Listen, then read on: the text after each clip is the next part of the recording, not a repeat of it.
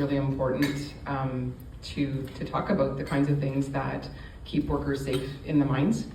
And I'm going to be talking about the McIntyre Powder issue and history, and how we can, how that led to research, and how we can make changes in how we do things in the mining industry, and have a vision for changing things so that workers can stay safe and go home at the end of the day, and not just at the end of the day, but live a long life that is free from health issues related to their occupational exposures.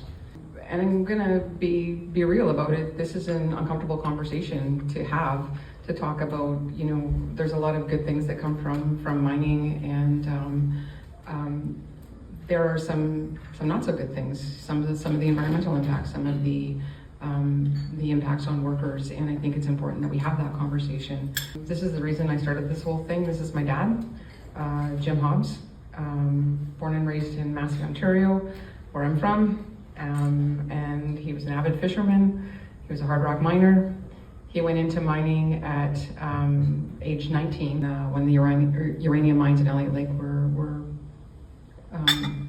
were booming in '78, and Quirk 2 was on a hiring binge. He quit Crane Hill and went to Rio Alto and Quirk 2. And he worked there until the mines closed in 1990. And it was at Quirk 2 that he was first exposed to McIntyre powder aluminum dust inhalation. And we'll talk about that. You may not be able to see it in the picture because he's got his arms folded in it, but he says, his shirt says, "I'm proud to be a hard rock miner." And he was very proud, and he should be, because it takes a lot of skill to do what they did, especially at that time it wasn't very mechanized. I'm proud of him as a miner's daughter. I'm proud of mining and miners. And what they give, but they shouldn't be giving their lives and their health, and that's what we're going to talk about. These mine workers are on the man deck waiting for the cage to go underground, and they're waiting for their aluminum dust inhalation. Most times it occurred in mine dries where they were changing their clothes. At Quirk 2, where my dad worked, they had a special tunnel that they would distribute the aluminum dust. How this started was silicosis is a disease of the lung. It's one of the pneumoconioses, which I had to learn that word when I started.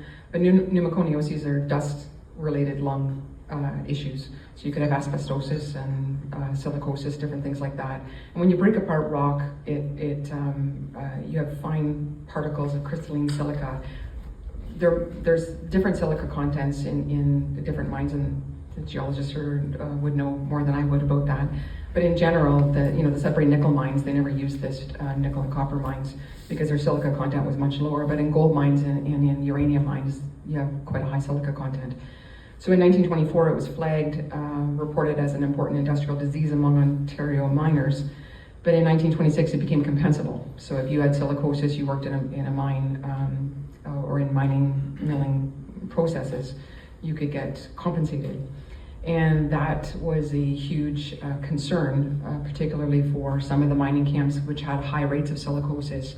And the McIntyre, the Porcupine mining camps up in Timmins had high rates of silicosis.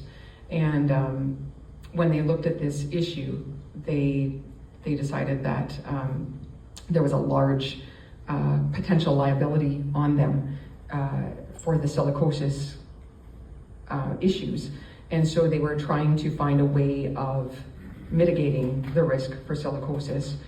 And I'm sure everyone in this room knows that if you want to mitigate silicosis risk or dust risk in a mine, you need to increase your ventilation and have wet mining, things to keep down the dust in the mines.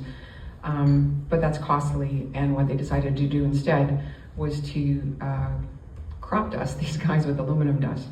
And I was talking to people at my table there, it came from a theory. There was two Cornish tin mines that were within a mile of each other in England, and one of them had high silicosis rates, one of them didn't.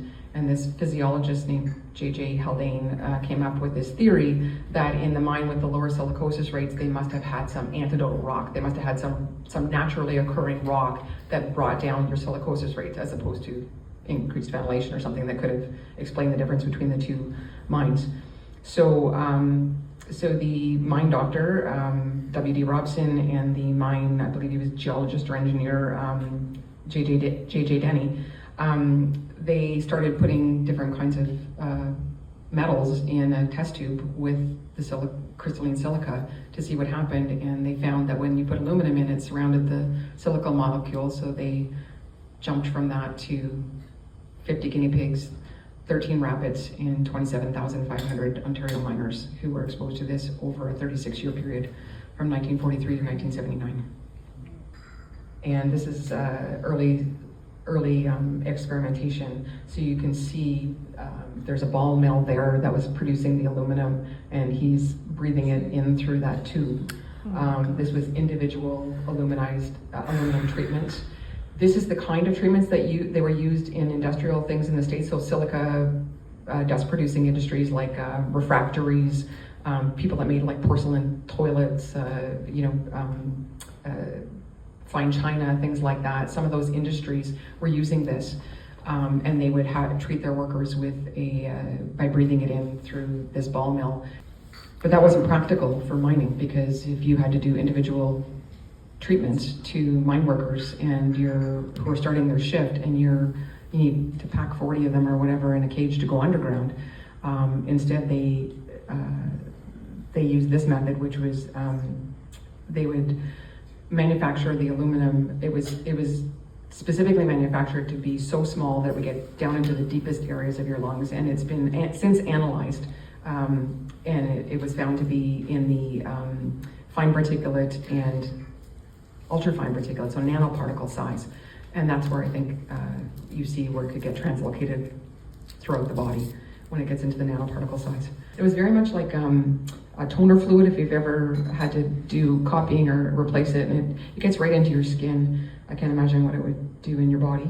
So they take these canisters, put it in the apparatus, puncture it, send it the compressed air through, and then you would get that dust cloud that you see there.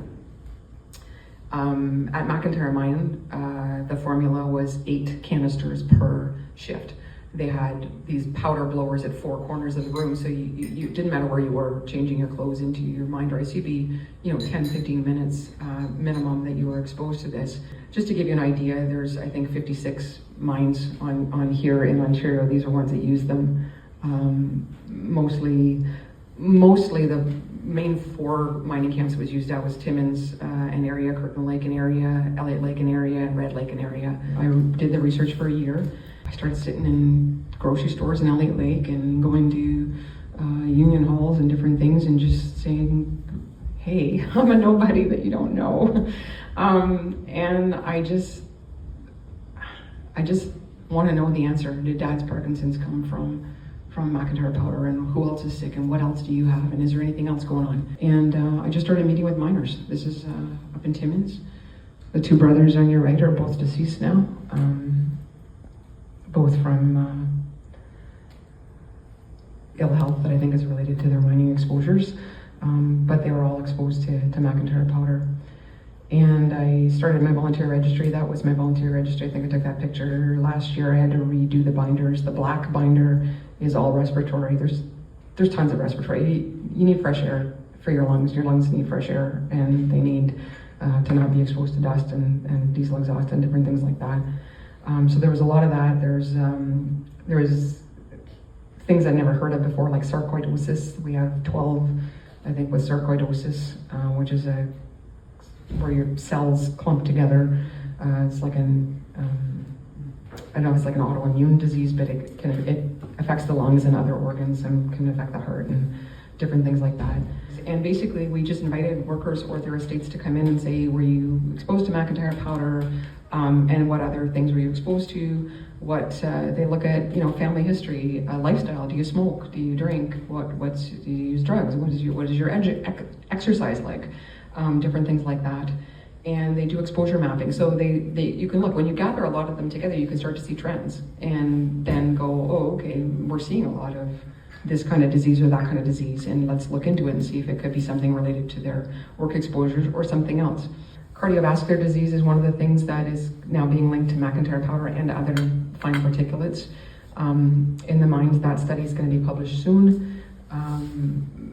Parkinson's was linked through this Occupational Cancer Research Center study, and lung disease as well. They also found higher rates of motor neuron disease and Alzheimer's in mining in general, not related specifically to McIntyre powder, and pointed to a need for looking at other things like traumatic injury, diesel exhaust, arsenic, radiation, and whole body vibration. And because of that, in early 2022, McIntyre powder related Parkinson's became a Schedule 3 occupational disease under the Workplace Safety and Insurance Act. It's the first time since 1994 that they added a new, it was 28 years since they added a new disease to that schedule. And I think it's kind of stimulated them to look at some other diseases in firefighting and construction and different things like that. But decisions were made back in the late 30s, early 40s to implement this. And 80 years later, there's still workers being affected by those decisions. And that's where I wanted to come to the mining industry and people who make those decisions to talk about that, because McIntyre powder's done, but in the mines and in the mining environment, but it's not done in terms of the impacts that it's had. And back then, the mining industry made decisions to take the cheaper way out, to expose people to aluminum dust instead of increasing ventilation and spending the money there. And I realized that the mining industry was, the people in it were quite caring about this issue. And I hope that we can apply this and make things safer for the next generation.